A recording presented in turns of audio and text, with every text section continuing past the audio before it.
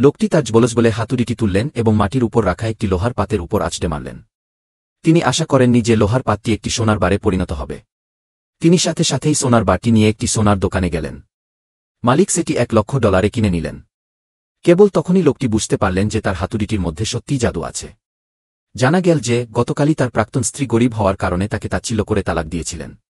এমনকি তিনি লোকটির কাজের হাতুড়িটি নদীতে ফেলে দিয়েছিলেন। হঠাৎ জল থেকে একজন বৃদ্ধ উঠে এলেন। তিনি সোনা, রূপা এবং লোহা দিয়ে তৈরি 3টি হাতুড়ি বের করলেন। তিনি লোকটিকে জিজ্ঞাসা করলেন যে সে কোন হাতুড়িটি হারিয়েছে। সৎ লোকটি তার নিজের লোহার হাতুড়িটি বেছে নিলেন। এই কথা শুনে বৃদ্ধ খুব খুশি হলেন, তাই তিনি লোকটিকে এমন একটি হাতুড়ি দিলেন যা যেকোনো কিছুর গুণমান বাড়িয়ে দিতে পারে। লোকটি এরপর কিসে আঘাত করবেন তা ঠিক করার চেষ্টা করছিলেন, ঠিক তখনই তার সামনে একটি বিলাসবহুল গাড়ি এসে থাম। গাড়ির ভেতরে থাকা লোকেরা লক্ষ্য করল যে লোকটি সাধারণ পোশাকে রয়েছে এবং তার হাতে এখনও একটি হাতুড়ি ধরা আছে। মহিলাটি ভয় পেলেন যে সে হয়তো তাদের ঠকানোর চেষ্টা করছে, কিন্তু ধনী লোকটি বলল যে সে তার নিজের গাড়ির ক্ষতিপূরণ দেওয়ার সামর্থ্য রাখে না। তাদের দুজনকে তাচ্ছিল্য করতে দেখে লোকটি হাতুড়িটি তুললেন এবং তার পুরনো ভাঙা গাড়ির উপর আছড়ে মারলেন।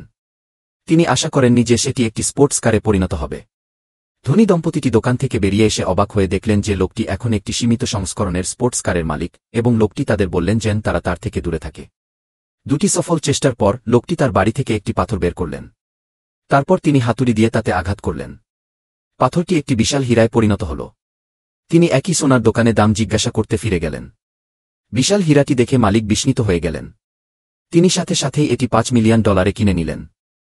লোকটি যখন চলে যেতে উদ্যত, তখন তিনি শুনতে পেলেন মালিক ফোনে দেশের সবচেয়ে ধনী ব্যক্তির সাথে কথা বলছেন। ধনী ব্যক্তিটি বললেন যে তার একটি 100 বছরের পুরনো জিনসেং দরকার। তাই লোকটি সঙ্গে সঙ্গে মালিককে জানালেন যে তার কাছে বাড়িতে একটি আছে। এরপর তিনি একটি সাধারণ জিনসেং কিনে নিলেন এবং হাতুড়ি ব্যবহার করে সেটিকে 100 বছরের পুরনো জিনসেংজে পরিণত করলেন। শীঘ্রই লোকটি মালিকের সাথে ধনী ব্যক্তির বাড়িতে গেলেন। ধনী ব্যক্তিটি দেখলেন যে লোকটি একজন শ্রমিকের মতো পোশাক পরেছেন এবং তাকে প্রতারক বলে সন্দেহ করলেন।